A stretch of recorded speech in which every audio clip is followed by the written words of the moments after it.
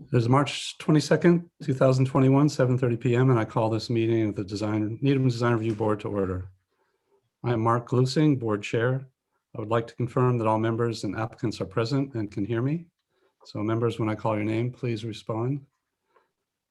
Is Bob here yet? No. So Nelson Hammer? Here. Len Karen? Here. Deborah Robinson? Here. Steve Tanner?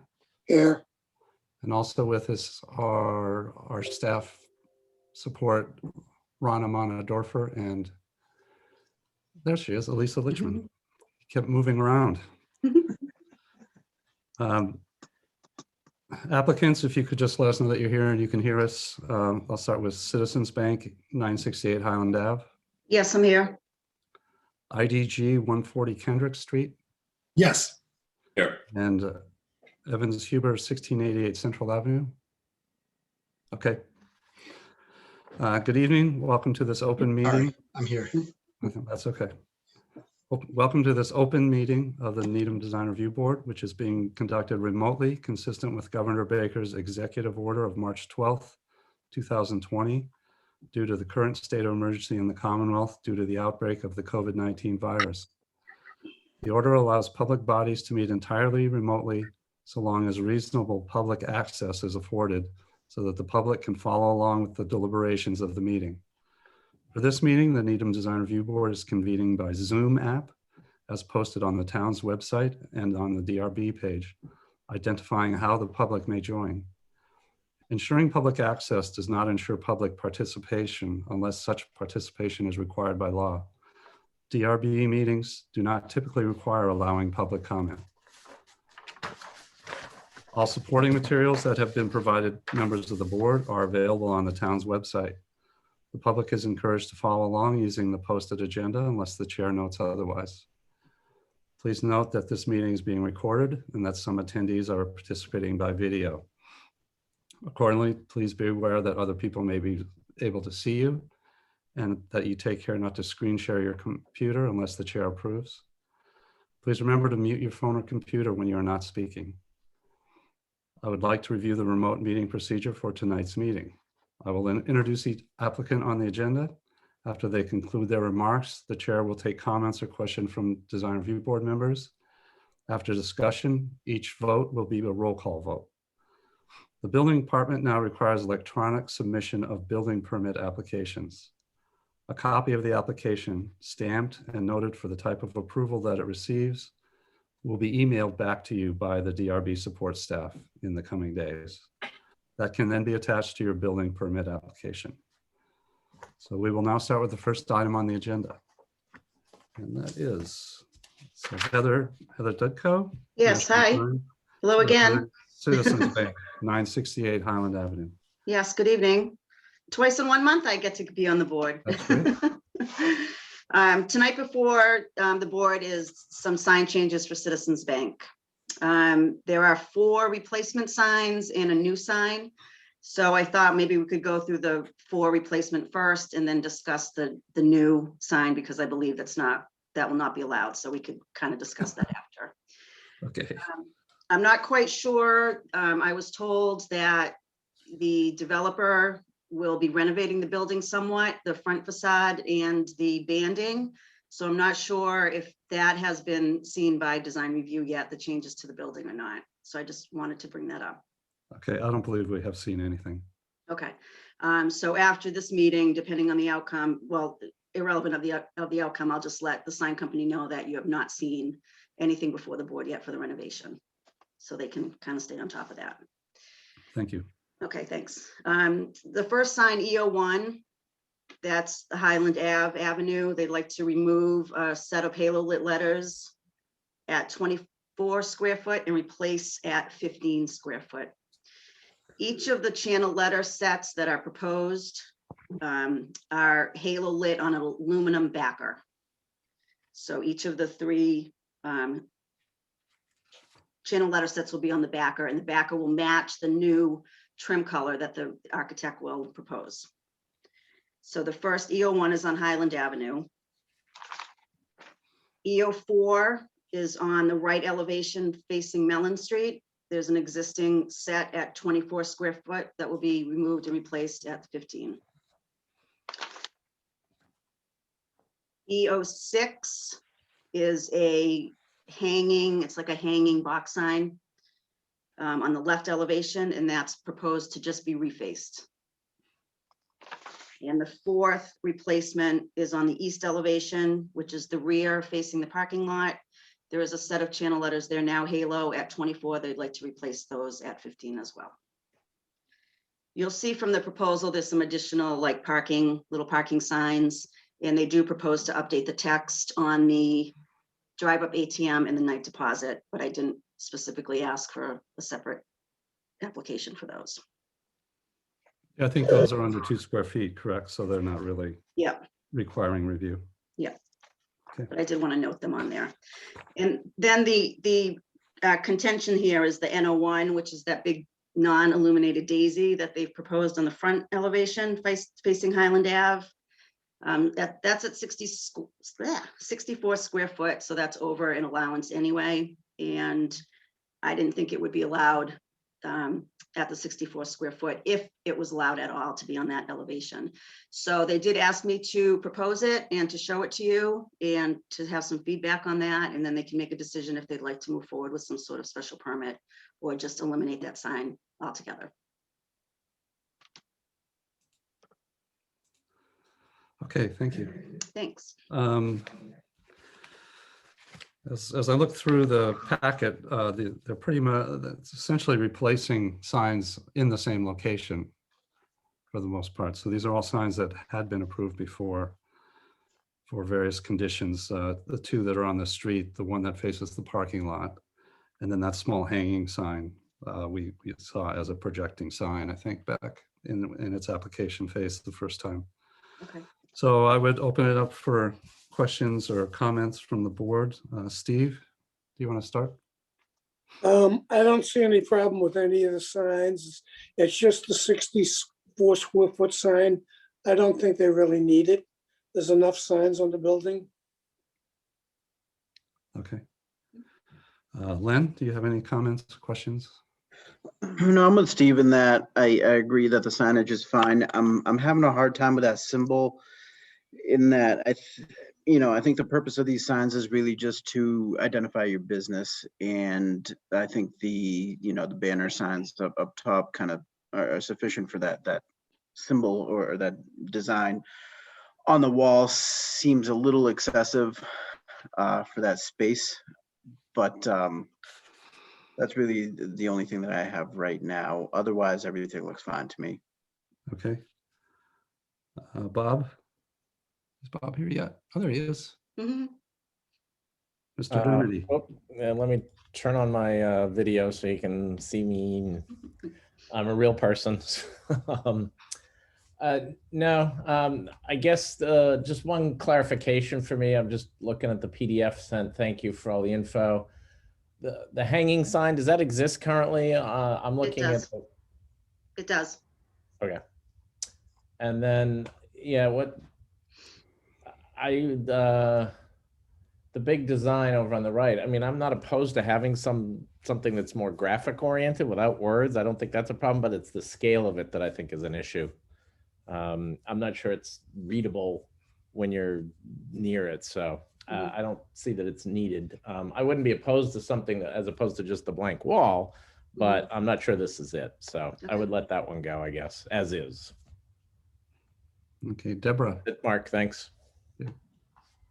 So just to confirm, the letters are the exact same height and it's just smaller because you're removing the word bank, the areas, is that correct? Yes, they're approximately the same height, yes. So 20 inches, yeah. The existing lettering, the existing logo is 20 inches and the replacement will be 19.5 inches. So it's a little smaller actually. Okay, yeah, that's fine. Okay, and Nelson. There are two signs on the green bands, and I'd like to see both the Daisy and the Citizens a tiny bit smaller so that there's a little bit more negative space above and below them. And then I agree with the previous comments on the daisy on the wall. Too big. If it were half the size, I might be able to tolerate it, but I agree that I don't think that wall needs anything there at all. All right, so Heather, as we look at this, regarding Nelson's comments, there Mhm. is a small gray band above the green. Is Mhm. that a metal coping on the roof, or is that actually a graphic element on the wall? Let's see, I'd have to just try to look at the existing photos. I'm not, like I said, I'm not quite sure what they're proposing to do on the building there. Yeah, I think it's the coping, actually, It looks as I like look it's at the a photos. So, Yeah, but it does look, so that would remain.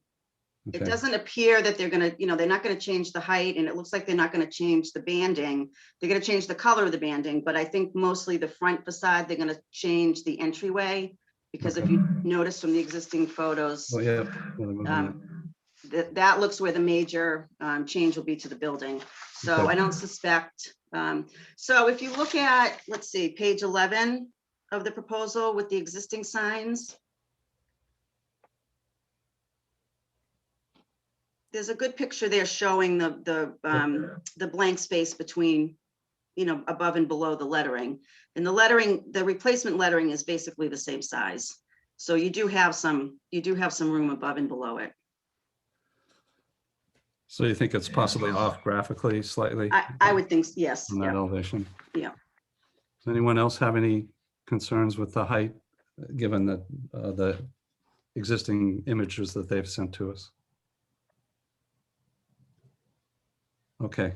Nelson, were you comfortable if we let this go? Oh, absolutely, sure. Okay. All right. We can, Can I just I'm make gonna- ask one other question? yeah, So on sheet 10, Mhm. the bottom left where you're seeing the Citizens Bank and you're seeing the sort of the box behind it. Yep, So the new one doesn't have the word bank. correct. The box is still gonna be, it's gonna be a new box that's gonna stop at the new letters, right? Correct. And it'll match the green banding. So it'll look, But is the box itself isn't continuing and just getting repainted? no. Okay. anything else? All right, so I'm going to separate this out. I think Yep. because we really didn't have a lot of issues with the three signs on the fascia, that we will vote those and the low projecting sign altogether. So I would take a motion to approve the three signs on the canopy and the small projecting sign along the sidewalk without, as submitted. I so move. Second, Okay, we come to the vote. There's my list. Here we go. Bob Dermody, Yes. Nelson Hammer. Aye. Len Karen, Yes. Nelson Hammer. I again. Did I call you twice? Okay. Deborah Robinson, approved. Steve Tanner, Aye. and the chair approves. The second sign is the 64 square foot wall graphic. I'm going to move that we approve it, and then we can vote no, I guess, if we don't want to do it. So is there a motion to approve this sign as submitted? Question, Mr. Chair? Yeah, I guess I just didn't follow approving something we're going to deny. I think we have to vote no, so that we have a record of, they applied for this and we deny it. Well, would you prefer to make a motion to deny this sign? I think that might be clearer. Okay, Yes. Thank you, Bob. So, yeah, sorry for my confusion, but okay, yeah. So I will so move that we deny the sign Seconded. aforementioned. I don't know the exact name of it. Sorry. the wall graphic, it's item. Large wall N01. graphic on west elevation, N01. Okay. N01, yes. Second, so The vote is Did we get a second? yes. Second, Second. So Bob Dermody, Voting in the affirmative to deny. okay, Nelson Hammer, As am I, yes. Lynn Karen, As am I, yes. Deborah Robinson, Yes, I as well. Steve Tanner, aye. and chair votes aye. So that one is denied. So we Perfect. will send that back. And if they want to try a special permit Yep. approach or try a different size or a different thing, I think you heard we're open to some graphic Mhm. possibility there, but that this is just too big. Okay, All right. perfect. That's All right. perfect. Thank you. Thanks, Heather. All right, thank you. Have a good night, everybody. Thank you, You Heather. too. I'm sure I'll Right. see you again.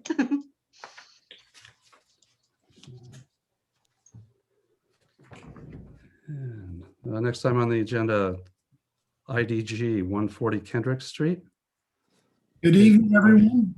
I'm Jason Perillo with Pub Blocky Sign Company, and with us tonight's also Justin Karen with North Star. So we're here tonight for two wall signs. The first sign is referred to as A1 on the sign plans. This sign is on the mechanical screen that's on the roof of the building intended to face the highway. That's a 3'8" by 14'8" set of illuminated channel letters that are flush mounted to that screen. Though that's mounted on a 6'5" aluminum panel. The other sign is referred to as A2, which has a total height of 53 inches by 126 1/8 inch. That includes the IDG facelit letters. And also underneath it, it has the tagline, which is the International Data Group lettering that is actually halo lit. So there's two different illumination elements for that sign. And that sign is mounted directly to the precast concrete, and that's intended to face the incoming cars coming through the entrance. So that's pretty much the sum of the application. So that second sign is internally located on those three buildings. I think we Yep, that's came up in our discussion of the building facade renovations earlier. That's correct. Okay. Okay, so why don't we start the discussion, Deborah? Oh, wait, sorry, I haven't had a chance. Somebody else can go. I haven't had a chance to Okay. look at this. Steve Tanner? Well, I'm looking at the building sign, and it vertically, it is very tight on the building. There's virtually no room, white space, and it might be better if they just eliminated the letters on the bottom. It's so far away, and just had IDG with the logo, or else make the whole thing a lot smaller.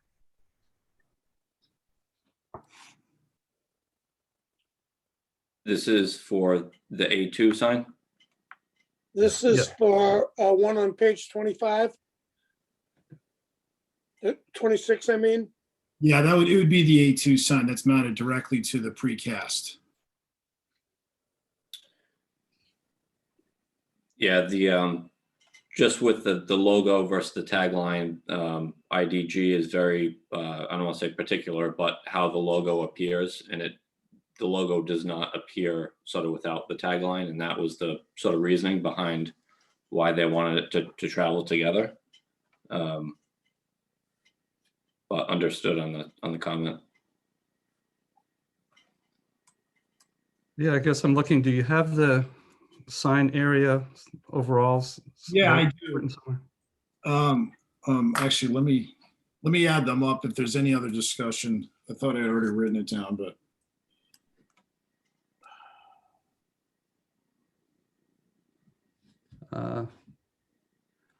Okay, why don't we, so let's focus at this point on the interior sign A2, just since that's where we started. Bob, do you have any Yeah, questions, comments? I would like to agree with Steve. And yeah, I think you know, if the three words underneath are that important, I think the whole sign should shrink a little to have some breathing space. And on page A2.3 drawing number, and I know it's a Photoshop or some kind of system, it doesn't do it justice because the P in group is actually below the change in the color from brick to precast. So that's not really helping the cause here. So I would suggest that if the tagline, the words need to be kept on the client's behalf, that the whole sign just shrink proportionally to have a little breathing room there. I have the square footage if you want it. Sure. A1, it's 53.7. That's the highway sign. And then A2 is 46.42. Is how much? 46.42. Does that include the logo? Yes, because the total height Okay, gotcha. 3 and with 126 total width. Okay. What's the total height? The total height of the letters and the tagline is 50. And the space? The space available is 4'6". The space between the letters and the logo? The letters it would probably be just about exactly the same as the lettering, which is 7 inches.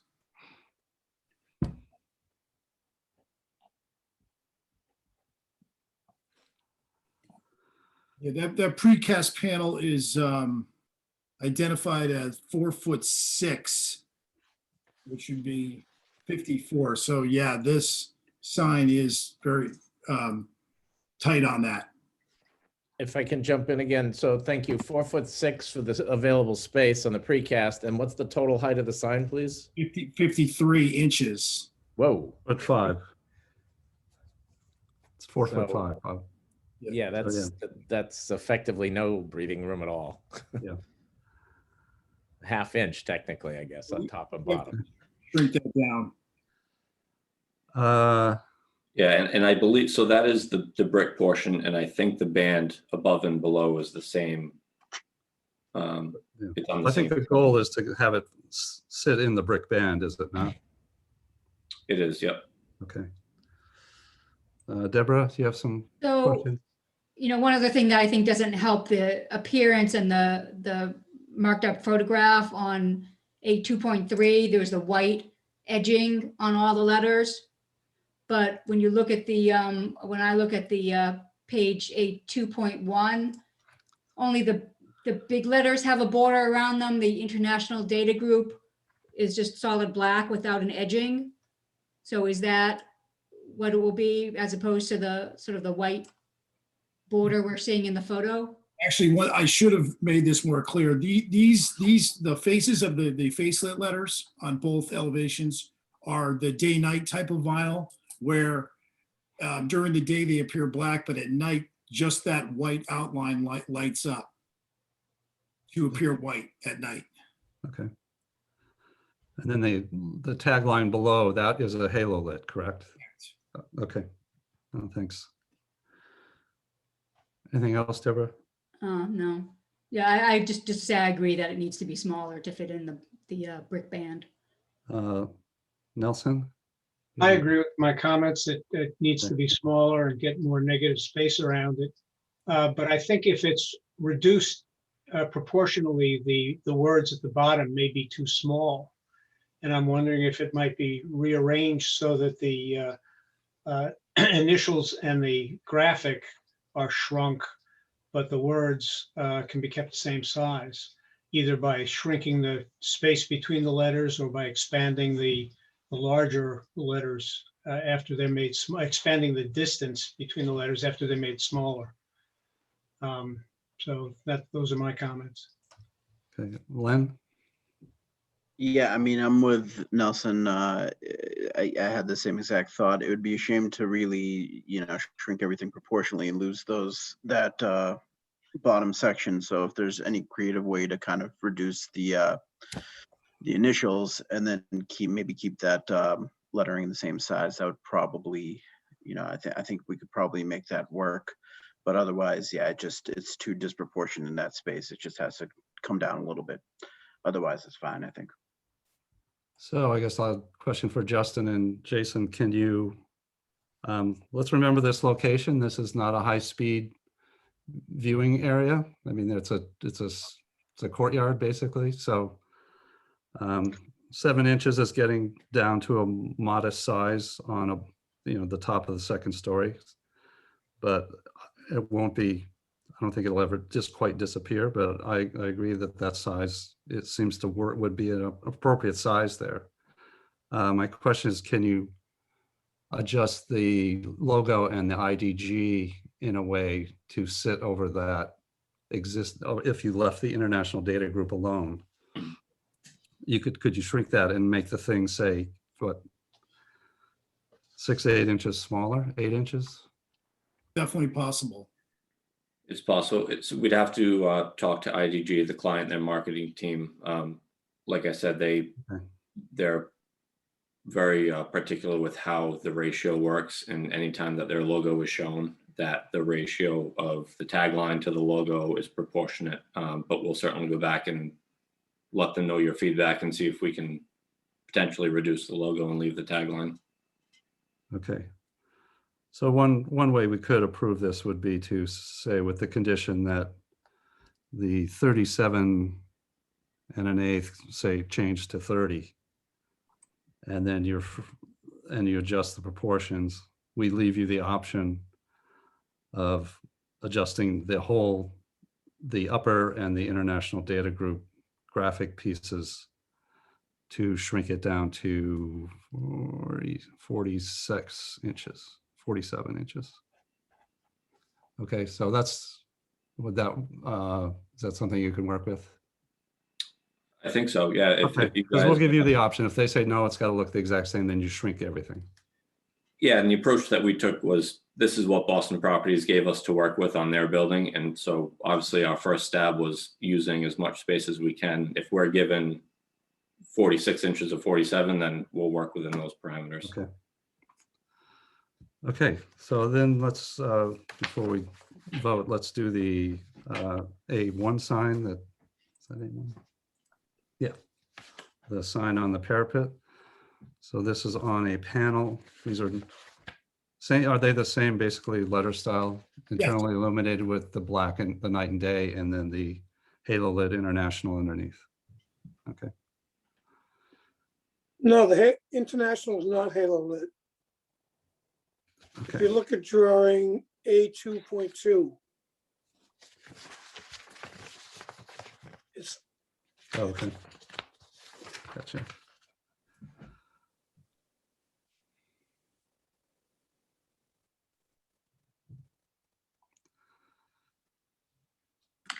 Are those the same night day on the bottom?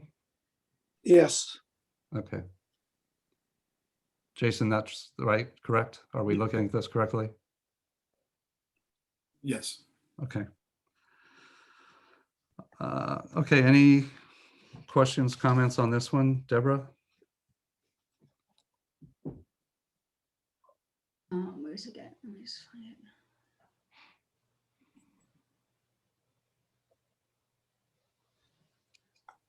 So the panel it's on is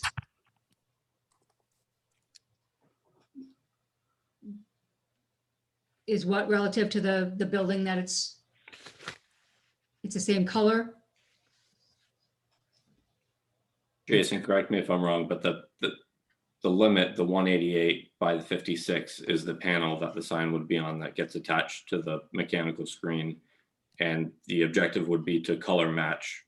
That mechanical screen is almost like a stucco material, and it's a beige tan. The idea would be to paint that backing the same color so that it blends in.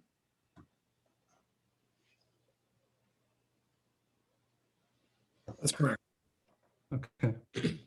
Anything else, Deborah? No, I was just trying to figure out see the placement of that on the, where are we?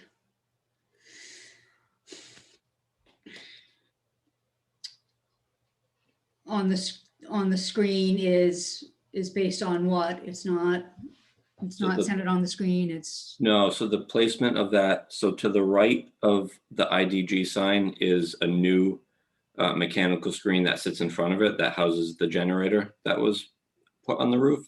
And this is sort of centered in the remaining space of the mechanical screen that you can see when you're looking straight on.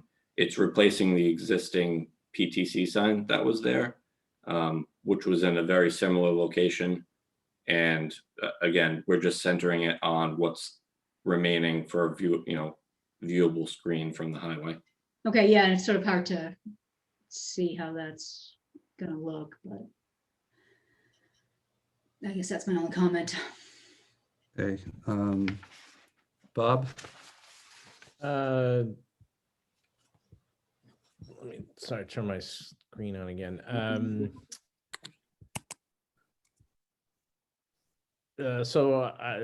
Clarify, please, are the words International Data Group going to be on this sign as well? Or just the ID and G? This is just IDG in the logo. All right, so Okay, I'm looking at A 1.1. Is that the correct sheet to be looking at right now? yeah, I guess. Yeah, I Because- guess I'm confused too. That's why I was asking if those were halo lit. And No. Steve said, no, they're all. No, this has the logo and the tagline. The drawing I have actually doesn't show that, but Then let's go with that one. yeah. No, we need to clarify that. That's pretty Now, what do you important. want to do here? Justin, what drawing are you referring to? I'm looking at A1, and again, you have the application that was submitted, so perhaps it's not the one that I'm looking at, but this was one of the latest shop drawings that Pablaki did. The sheet I'm looking at is A 1.1. The submission to us has International Data Group as 6 7/8 inch letters below the Okay. IDG. You have the right drawing then. Correct, that's the one that I'm looking at too, Mark. Good. All right, that my comment would be if that's the one facing the highway, I'm not sure the effectiveness of what is it, 6 7/8 inch letters when people are doing 65, 70 miles an hour. They'll be lucky to see ID and G, is my opinion. I think the PTC sign that used to be up there just had PT and C. And I know this is a different company, but and a different branding and logo, but I really think at that speed scale, I mean, the purpose of that sign is, I would suggest different. Correct. Okay. I think their thought is that the IDG will really be the visible piece. And again, the tagline traveling with the logo was the reasoning for it being up there. Okay, yeah, I mean, I guess I get that. We hear that from a lot of proponents. Certainly they have their brand, et cetera, but given the situation, I just don't think it's advisable to put something that small there. I think it takes away from, even be able to read ID and G. That's my opinion. Then the IDG can move down in that rectangle because it's too tight to the top edge. Yeah, good point, Deborah. Or they could make the panel bigger and leave it all there. So why don't we keep going? Steve, on this one? One of the things, when they're talking about halo lit, that a lot of times we refer to that as backlit. In this case, there's no backlighting. There's like a glow edge around the outside of the letter. That's what they're referring to as halo lit, just so that we're all on the same page. And I agree with Bob about the International Data Group hardly being, you can't read it at all. And it's really, it just jammed in tight as anything on that panel where, the other one was the other one is like 37.5 and the letters are 7. And this is 38.5 and the letters are 6 7/8. So they're so particular about the logo. I don't understand how they've changed these sizes so haphazardly. But anyway, I agree with Bob, certainly that International Data Group is not going to be seen anywhere near from the highway. Okay. And it detracts from the IDG. Okay, Nelson? I too would agree that the words have to come out. One thing I didn't mention on the other signs, but it was even clearer to me on this. When I first looked at it, I thought the signs were out of focus because I was reading the gray bands around the black letters as fuzziness. And I'm wondering if a band that narrow, that high up, will even be legible. Wouldn't it make a stronger statement if it were all black? That's my question. I don't, you want to, that the panel that they mounted on be black? No, that the IDG and the logo have a gray band around the outside of each black element in them. And I think they should be solid black. The intention is that this is going to be a face lit sign so that it appears black during the day, but at night it illuminates white. So that's why there's that. Got it. Okay. Yeah. My bad. Okay. All right, well, I would agree with the. Are you using like a 3M film, or what are you doing? It doesn't really show it on the shop drawing. Yeah, we can get you a more specific shop drawing, but yes, that's a film. That's adequate to just not understand that. Thanks. Len, do you have any other questions, comments? I'm okay. I think all my points have been mentioned already, so I'm okay. Okay. All right, so if I were to summarize, I would say that we prefer that they remove the International Data Group tagline and recenter the IDG logo in that panel that they're proposing to mount onto the mechanical screen. Is that right? Yes. All right, so I would take a motion that we remove the sign, be approved with the requirements that they remove the International Data Group sign and reposition the IDG logo in the center of the panel that they're proposing to mount it on. So moved. So move. Second. Okay. Bob Dermody, Aye. Nelson Hammer, Aye. Len Karen, Aye. Deborah Robinson. Aye. Did I skip Nelson Hammer? You didn't skip me. Okay, I'm good. I didn't, I lost my little list here. Steve Tanner Aye. and Deborah Robinson. I am. All right, and the chair approves. All right, I'm making a list here. This is ridiculous. So that's Elisa making me keep it alphabetical. What a headache. All right, so then let's look at the A2 sign inside. We have a sort of, I would accept a motion that they shrink the IDG and logo above the International Data Group tagline as submitted, but that the upper line be reduced so that to 30 inches. And they have the option of reducing the whole overall sign to 47 inches.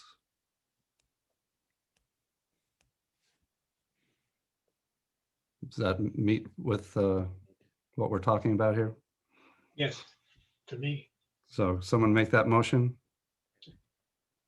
I So so moved. move. A second? Okay. All right, so we could vote, please. Bob Dermody, Aye. Steve Tanner, Aye. Nelson Hammer, Aye. Len Karen, Aye. Deborah Robinson, Aye. and the chair votes aye. Okay, so we will mark these up for you and get them back to the staff and they'll return them to you. Thank you very much. And so we'll just be in touch. If we want to do something different than what was conditionally approved for the A2 sign, we'll just reapply.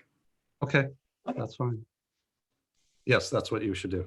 Okay, Thank you. thank you very much. For, Thank you. for the second motion, I have Nelson who moved it and Lynn seconded.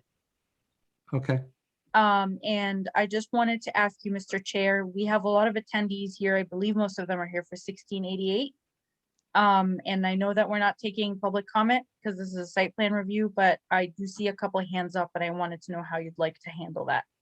Well, I won't be participating in that discussion. Deborah's going to take over as chair, so she can handle that Okay. as you choose. I want to take a minute out of order to review the minutes of March 1st, 2021. So for everyone who has their hands up, please hold your questions until Ms. Robinson takes over as chair, and we'll address your issues at that time. Thanks. So I want to review the minutes of the March 1st, 2021 meeting. Any comments or changes? No. Okay, so I'd like to make a motion that we accept those minutes as submitted. They're Second. March 8th, by the way. Pardon me? March 8th. March 8th. Oh, typo. Okay. With the aforenoted typo. March 8th. Thank you, Elisa. All right. And was there a second? Yes. Second. Okay, so we vote, please. Bob Dougherty, Aye. Lynn Karen, Aye. Steve Tanner, Aye. Deborah Robinson, Aye. Nelson Hammer. Aye. The chair votes aye. All right. So I'm going to turn the meeting over to Deborah to chair the last item on the agenda, and I will sign out. So, thanks, everybody. It's good to see you. Thanks, Mark. Take care, Mark. Thanks, Mark. Take care. Okay. Good night. 1688 Central Avenue, Needham Enterprises. Hubert Evans, you're going to present? Yes, my first name is Evans. Sorry. That's okay. May I proceed? Go ahead. Okay. So there's a fair amount of material that's been submitted in connection with this. If it's acceptable to the chair, I'm going to try to do some screen sharing so that you can see some of the most important drawings, or the ones that are most relevant to the DRB. Mhm. Is that all right? Please, go ahead. Okay.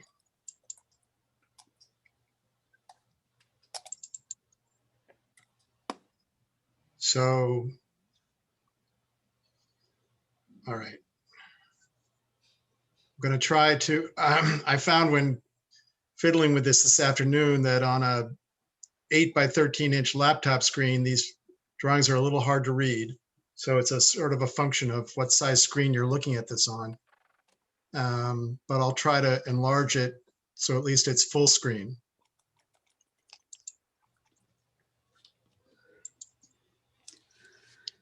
Makes it a little bigger. So this is, and would it be helpful if I were to further enlarge this? It's when you look at the entire drawing on a laptop size screen, some of the detail is hard to suss out. If it would be helpful, I can enlarge the portion of this that's most relevant. Yeah, that would be helpful, probably. Okay.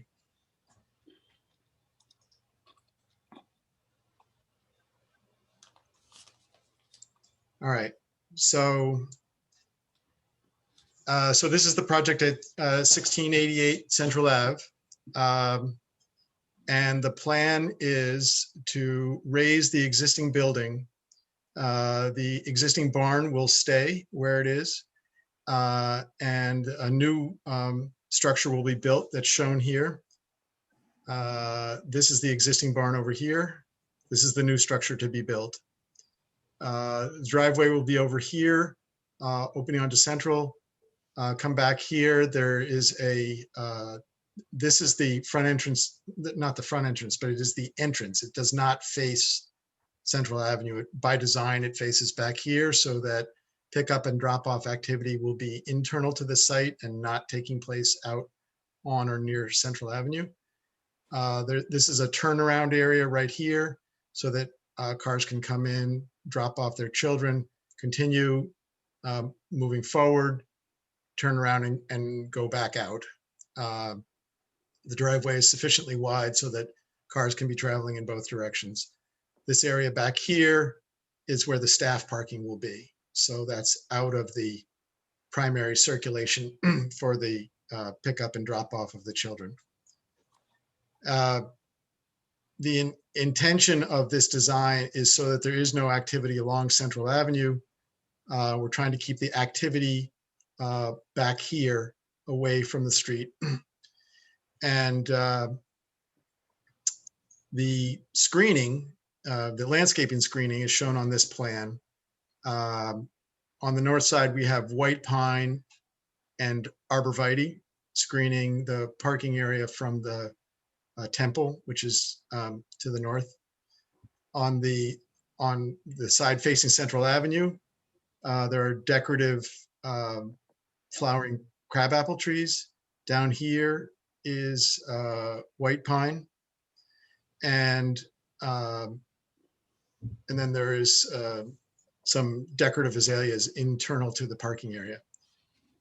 In response to neighborhood concerns expressed at a neighborhood meeting, there was concern about additional screening along here on the side facing Central Avenue, and also additional screening along the south side of the building. And so the intent of the project now would include placing some midget arborvitae in between these flowering crab apples to provide additional screening in between the trees, and then to extend the line of white pines along here, basically as far as the edge of the to be constructed building, so that there will be additional visual screening.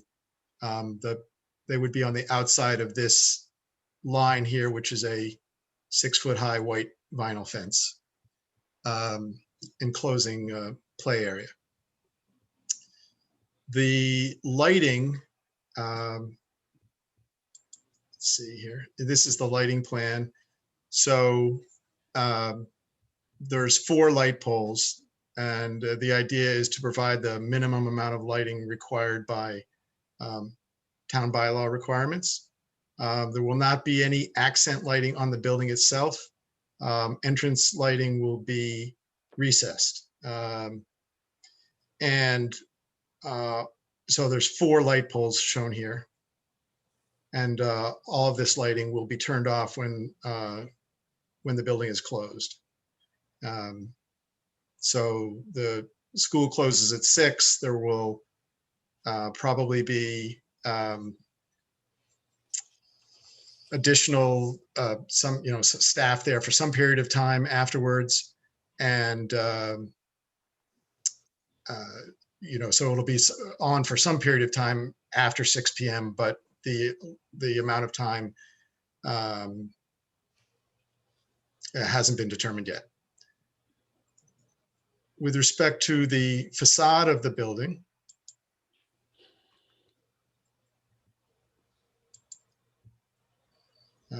I may have to shrink this back again. And I've found, unfortunately, that when you're trying to look at a PDF of these drawings in electronic format, sometimes the color of the actual siding is not apparent from the drawings unless they're magnified quite a bit. So the actual proposed colors for the siding are in the upper right-hand corner of this drawing. Those are the colors for the siding. But there is,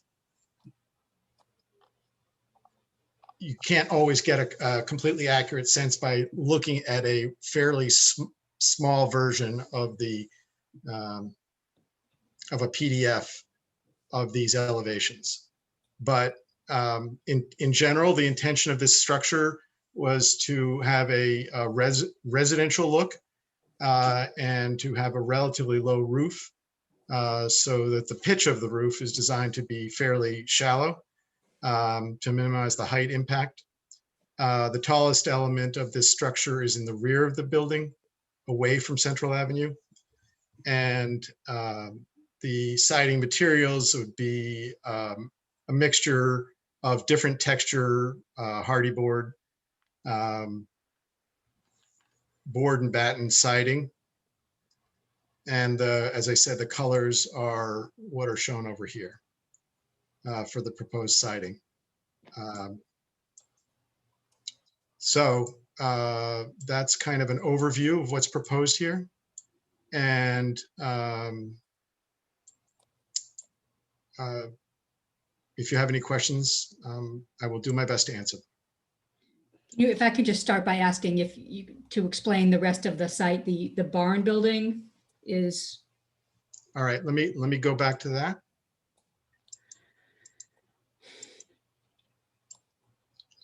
So this barn that's an existing structure. That's going to remain. This is the parking area. This is lawn and playground area. And this is a hard surface play area back here. could you just clarify again where the vinyl fence is? Yeah, it's maybe perhaps a little hard to see, but I'll sort of move along it with this cursor. Right there. Does that clarify that? Okay. I could enlarge the picture a bit if that would be helpful. No, I think this on the screen, this is large enough. Yeah. You. Okay, why don't we start with, Bob, do you want to start? Sure. Thanks, Deborah. Thanks, Evans. Couple of things. So the 6 foot high white vinyl fence, any consideration to choosing a different color than white, given the colors of the building and the landscape around it? Maybe something more neutral? Do you have a particular suggestion? No, I do not. But I would, well, if you'd like one, I'm just thinking, I don't know that there's any other white in this project anywhere.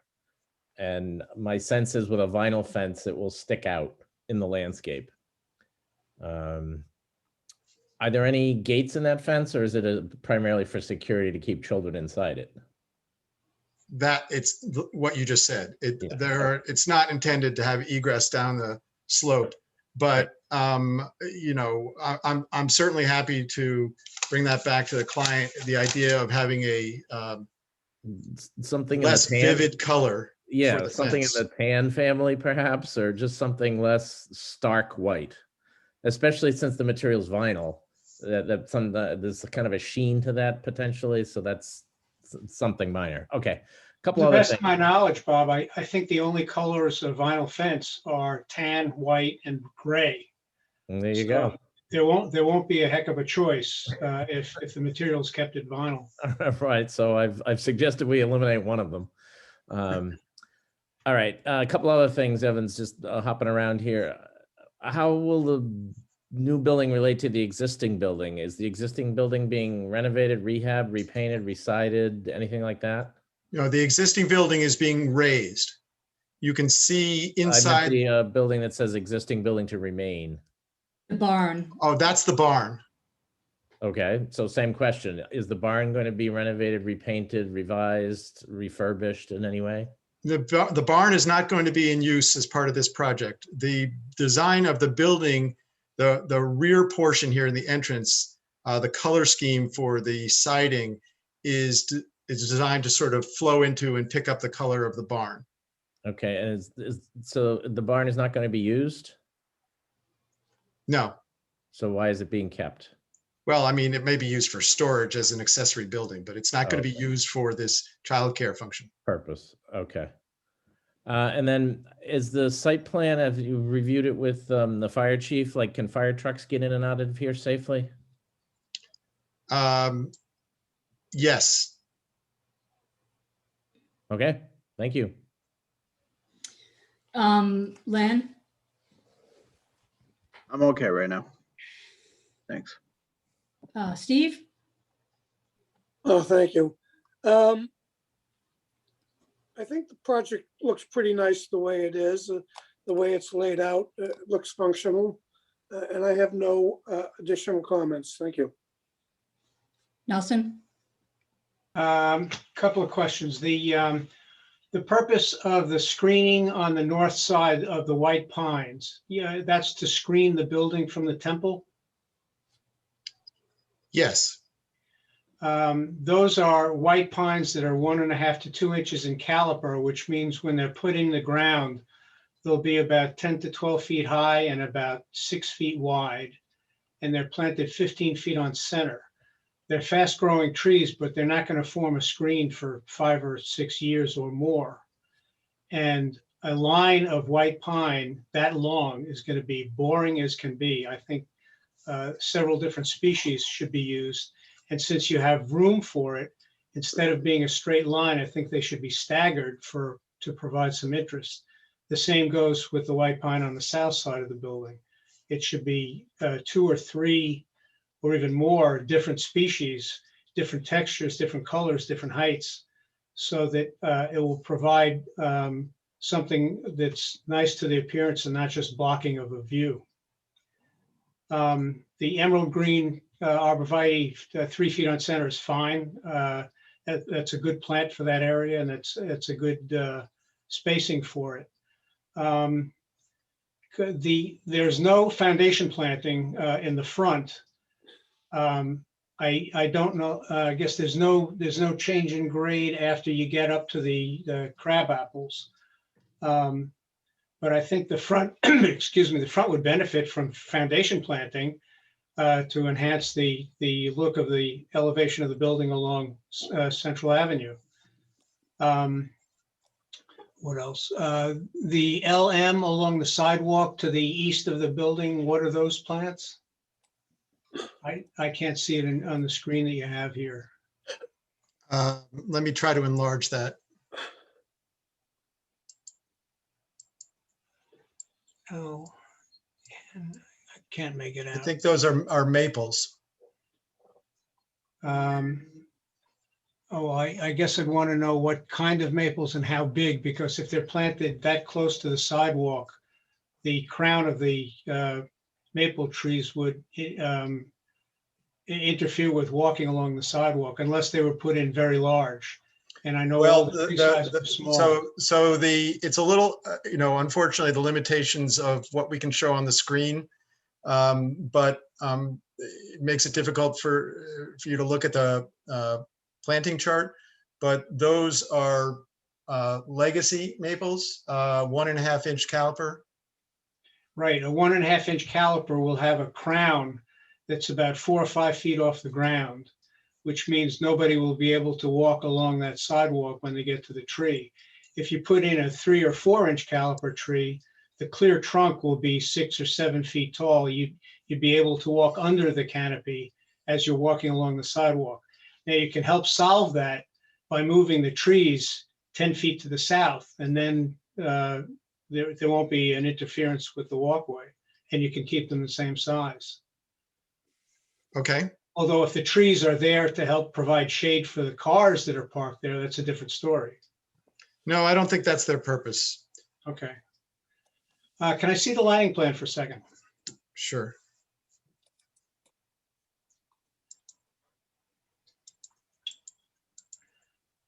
You mentioned that there are 4 lights. You didn't say how far apart they were or how high the light fixture is. Do you know either of those answers? The light poles are 20 feet high. Okay. These dimensions, I don't know them exactly how far apart they are. I know the dimension of this dimension of the building. This is approximately 130 feet, so that's a similar distance. All right.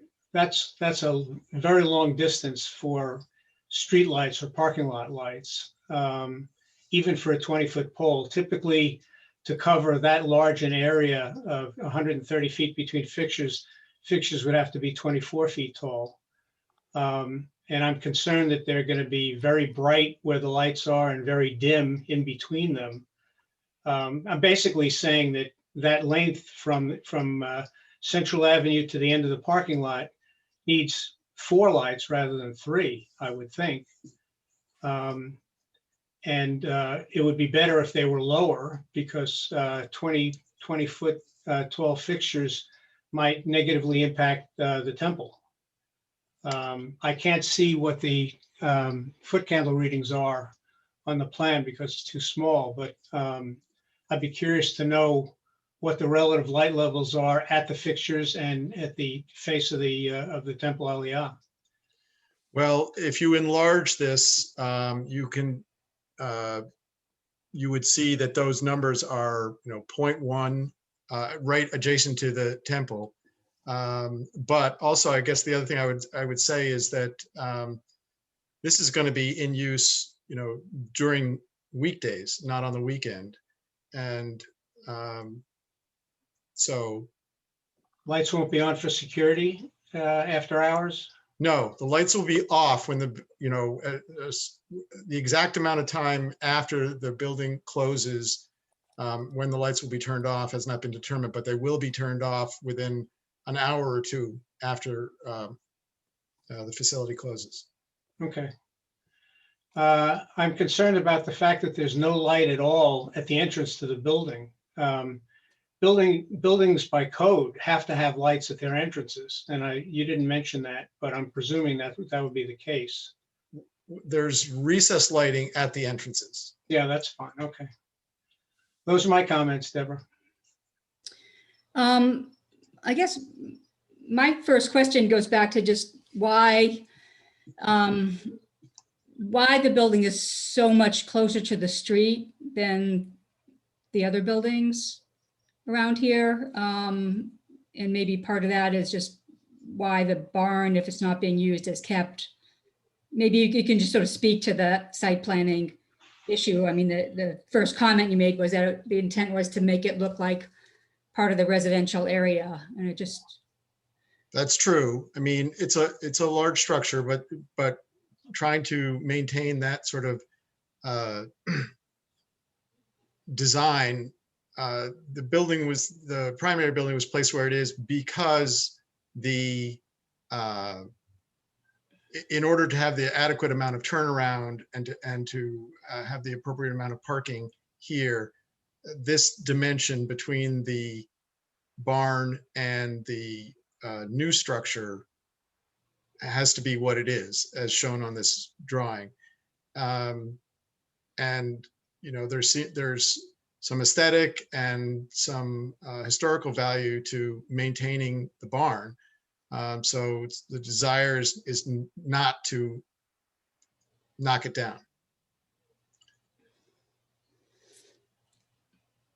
Was there a scheme initially that knocked it down and had the new building farther away from the street? I'm not aware of any plan that involved knocking down the existing barn. Okay. Is that on a historic listing of some sort? I don't know the answer to that. Okay. And then just if you could put up the elevations for a minute.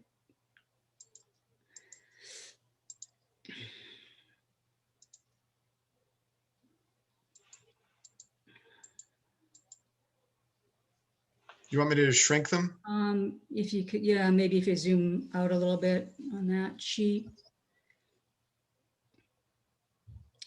I don't know if does anybody else want to make any comments on the Yeah, can we? building elevations? So we're clear on the Central Ave elevation, please. Which one is that? That's this one, the west elevation. Okay. And then when we're done with this sheet, I'd like to go back to the site plan, but we don't have to move off this sheet just yet. And what are the materials without, board batten, is that correct, at the gables? Yes, board and batten, and the product are hardy board products with a mixture of textures to provide variety in the facade. Okay. And how tall is that peak on the Central Ave side? I'm gonna have to enlarge it to answer that question. I have another set of these drawings on a different screen. Okay, I can see I have it enlarged on my screen, 24, 10, and 7/8. Thank you, Deborah. Okay. If there's no, I do have a question on the site plan when we're ready to go there. there's no other comments on this. Anybody else have any comments on the elevations? I mean, I guess I would just comment that, I mean, I think the Central Ave elevation is a very important one. The others really aren't as visible to the public, but I think this could use a little more development and not being quite such a flat facade, maybe a little more change in massing to it to make it feel a little more residential and a little less less institutional. Well, one possibility, I mean, there is some limitation because of the type of structure this is, which is a truss roof. Discussing this with the architect, we could do some projections of the windows into, slight projections of those windows, sort of like bay windows. That would maybe provide a little bit more architectural interest, break up the facade a little bit, but there's a limit given the type of structure this is. There's a limit on what can be done structurally in terms of changing the facade. Okay, but that's my comment, that I think it needs more of a massing change, more residential scale pieces, whether you started to put something that was more of an overhang in here or projecting windows, or adjust the roof line a little bit. It's not looking, I think, as residential as it might. Bob, you wanted to go back to the site plan? Yeah, not just yet. I was trying to open it up on my laptop to see, but on the west and south elevation, I just can't read it. There's two dark black squares right above the horizontal line in the lower part of the gable. Are those vents or something? I can't read. Can you read No, it? that's an artifact of what happens when you shrink this down. Okay, so it's HVAC louver painted to match wall. Okay. And then the axonometric drawing on the right of this sheet that's labeled street front and left side view. That maybe, again, it's a graphic issue, but there appear to be very solid black vertical stripes in the gable of that end that don't really appear in the west. Again, elevation. this is an artifact of what happens when you shrink down this PDF. So I apologize for that, but that's just, it's a function of trying to shrink a fairly large drawing onto a PDF, which at a size which you can see it on a 8.5 by 13 inch computer screen. But I don't see that drawing. I now have it on my laptop where I'm able to read things better, but I don't even see that drawing in the documents that were submitted. No, this what I'm showing you now was part of a package of materials that was used for the neighborhood meeting presentation. Okay. All right. Yeah, if nobody else, back on the site plan question, please.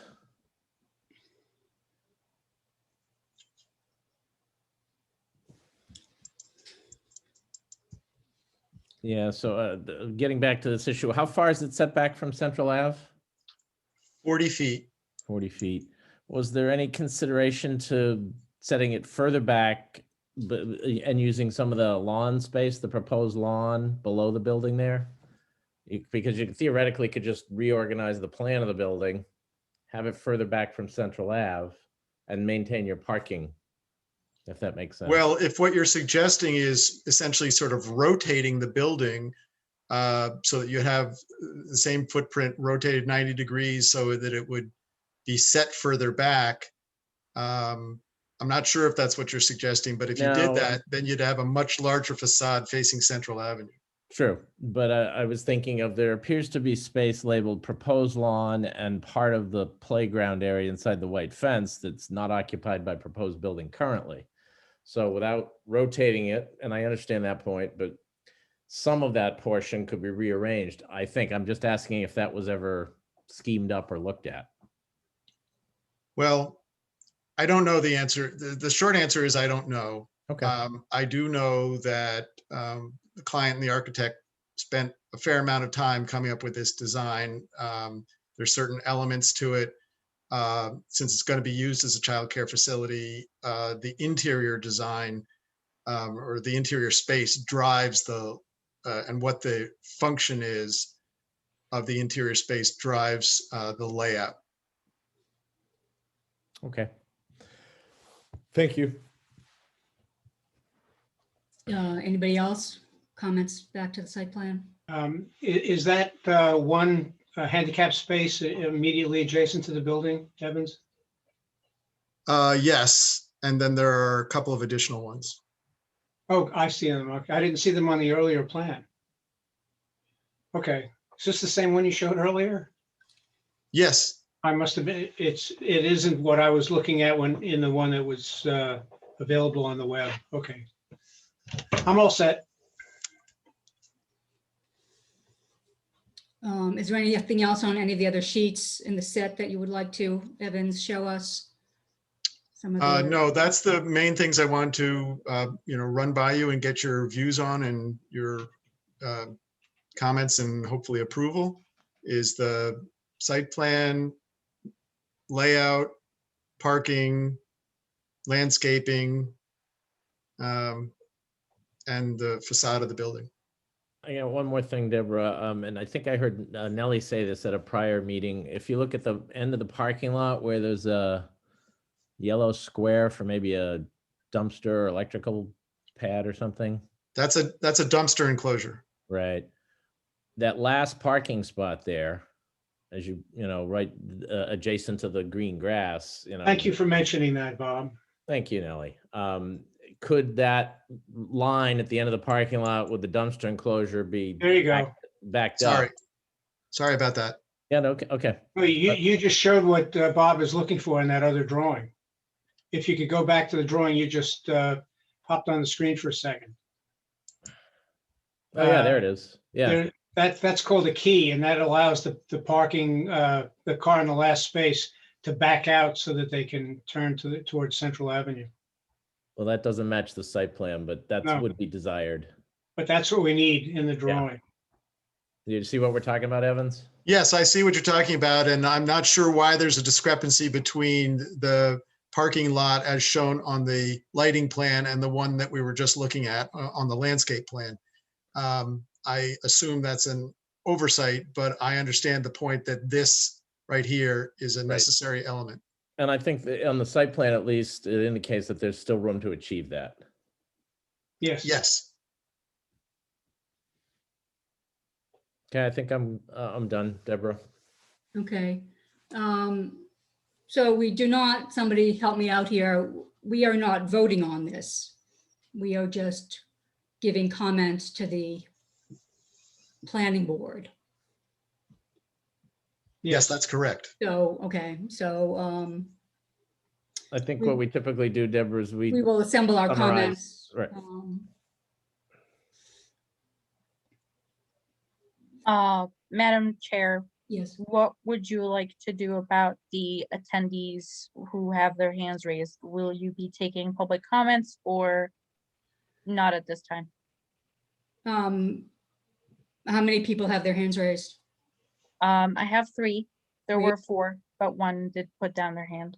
I mean, I think we can hear a few comments. If you have the ability to identify. I them. do, Okay. yes. Okay, I'm going to allow them to talk in the order they have their hands raised. So the first person up is Dave. Dave, you may unmute yourself. Thank you very much. Can you hear me okay? Yes. Thank you. Good evening, Madam Chair. Good evening, everybody. Thank you for allowing public comment tonight. I know that is not the routine, but I can tell you that there is a lot of neighborhood attention on the project, and we certainly appreciate the opportunity to weigh in as you consider this. I'll try to be brief. I know that this is before the review board tonight as a minor project, but the neighborhood feels strongly that this is actually a major project and should be reviewed accordingly.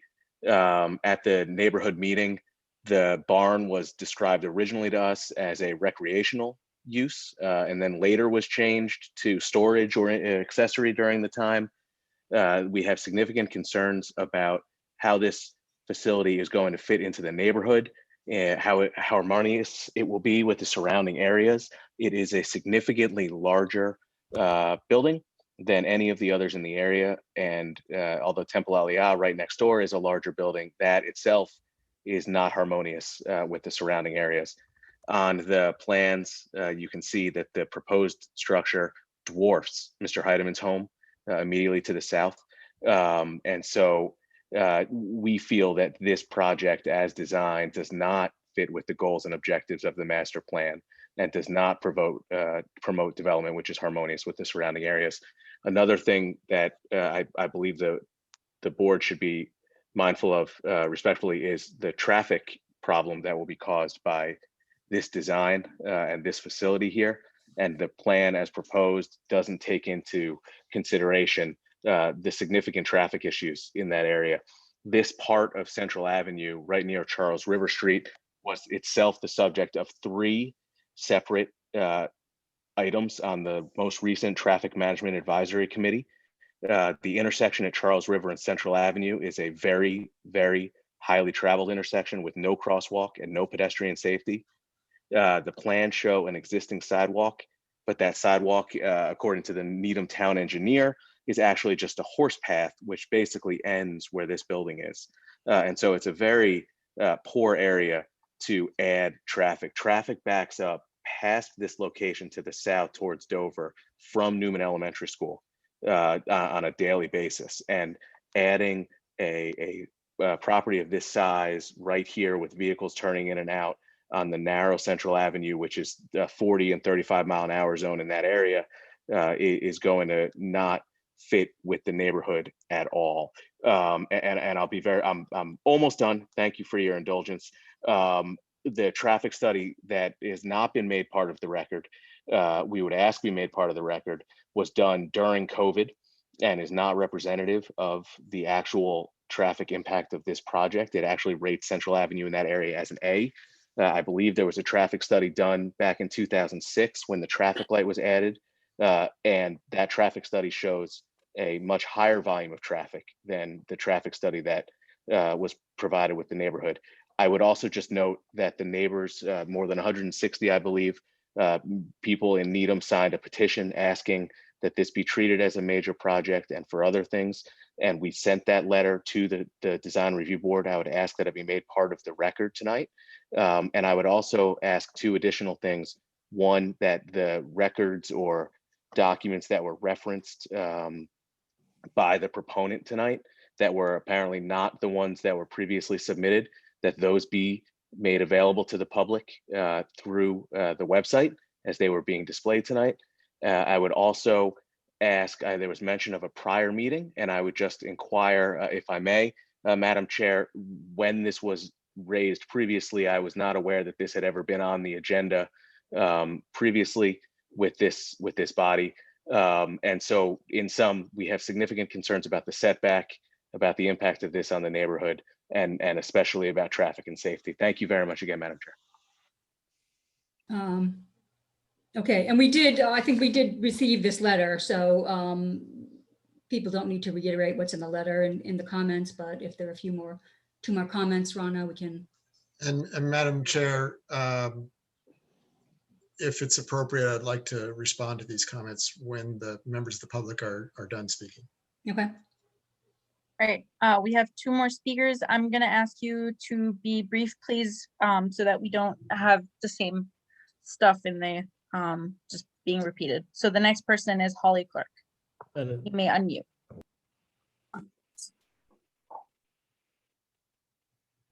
Can you hear me? Did that work? Yes.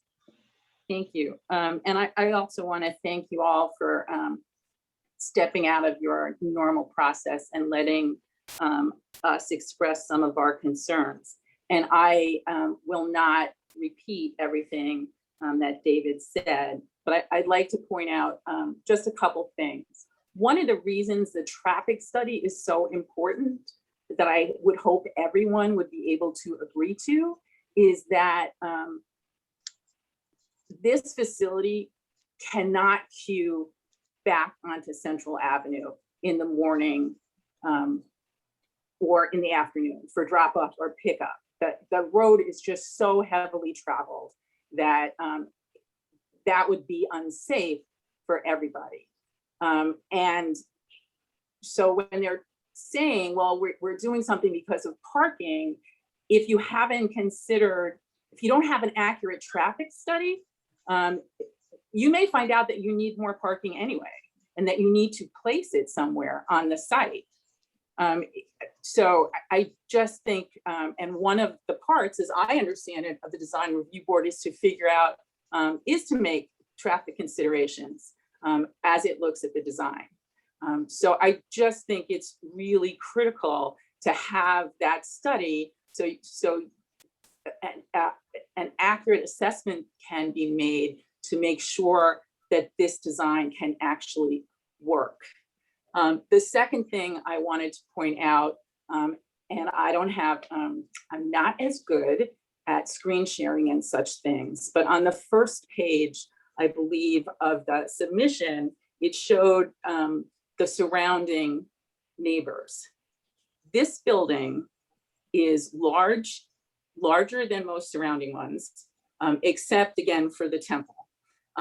As you can, and it is set further up on the street than any other residence. That house right next door, 1708, is about 65 square feet, is about 65 feet back from the road. And it is approximately 1612 square feet is their footprint, as compared to the 9,966 square feet of this building, plus the other 2,000 or so square feet of the barn. 1652 Central Avenue, which is my home, is 109 feet back. I am right on the other side of Temple Aliyah. And I do want to thank the person that discussed having lower lights, because they do shine into the neighbor's house. My house is set back 109 feet, and it's 2,800 square feet. There is no residence that anywhere approaches the size of this building. And the largest one actually is 1653 Central, and it is the furthest set back from the street. So I just think if you're looking at this building, where it's placed on the lot is up front, it is up high, and it is larger than everything else. And it's a commercial business that will be doubling that driveway. And as we talk about lights and lighting effects, I think it is appropriate to think about the headlights going into the homes right across the street. So thank you for listening to us. And I hope you'll look at it and try to make some adjustments so that this can be better. Thank you, Ms. Clark. And I'm sorry, could you just state your name for the record? Sure. My name is Holly Clark. Great. Thank you very much. Okay, and our last person is Matt Heidemann. Sorry if I'm mispronouncing that. If you could just please keep your comment to under 5 minutes, we would really appreciate that. You may unmute. Thank you very much. My wife Nicole and I are here, and we just have a couple of concerns that we wanted to raise.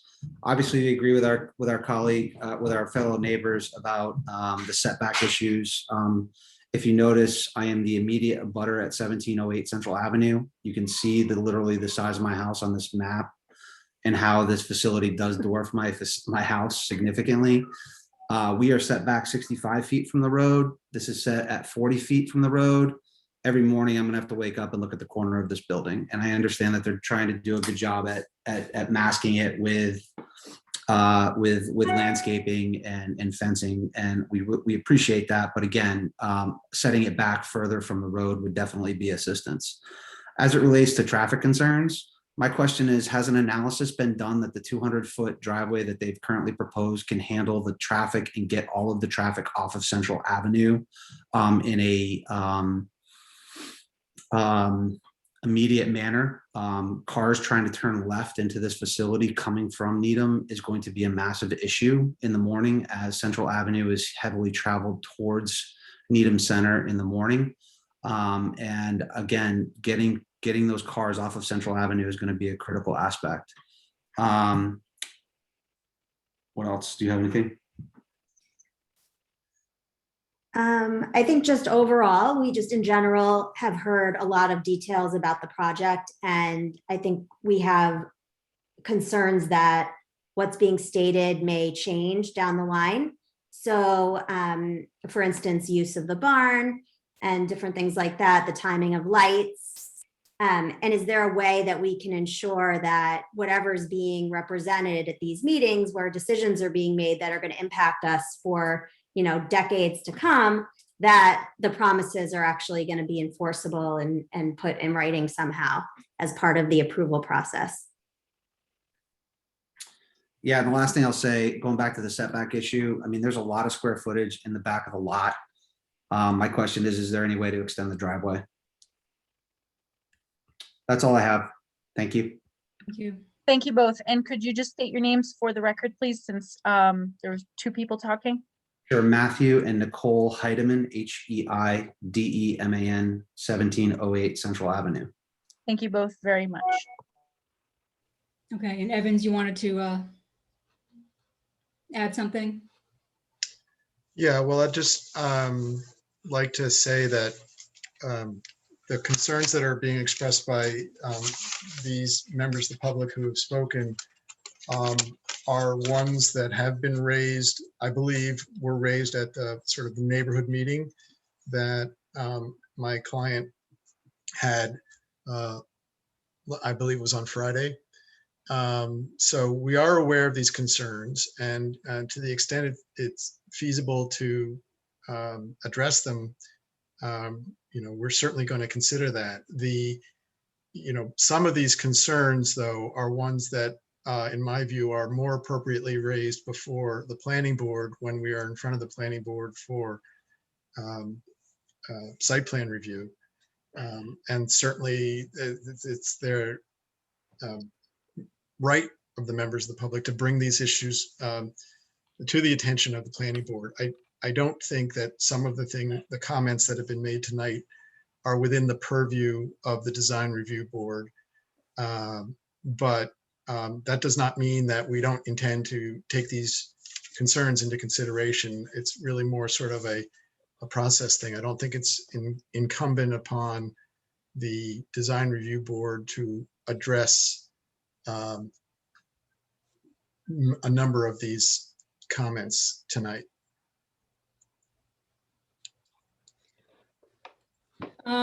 Okay, thank you. I think that is everything we need to do for this project. Anybody have anything else? Otherwise, I think we already reviewed the minutes. We're ready to adjourn. I move we adjourn. Second. We are adjourned. We gotta take a vote. Oh, you gotta take a vote. All right. Sorry. Bob, why don't you start? I will vote that yes, we do adjourn. Steve? So move. Aye. Nelson? Aye. Len? Aye. And I say aye as well. So we are adjourned. Thanks, Deborah. Thank you. Thank you, Good job, everybody. Thank you for your comments and your input. So we will be assembling our comments, getting it to the planning board. Thank Bob, you. what bridge is behind you? Okay, thank you.